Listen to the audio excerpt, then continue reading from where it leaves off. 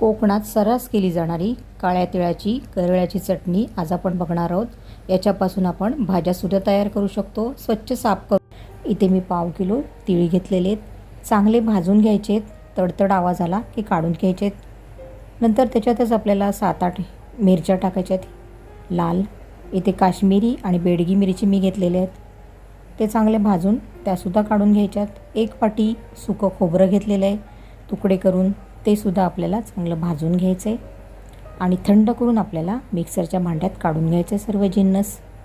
नंतर त्याच्यात आपल्याला या लसणाच्या पाकळ्या घालायच्या आहेत।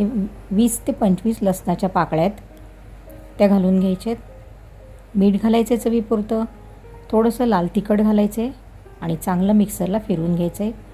छान प्रकारे आपलं तिळकूट तयार झालेलं आहे। कशी वाटली कोकणातली पारंपरिक रेसिपी? नक्की ट्राय करा।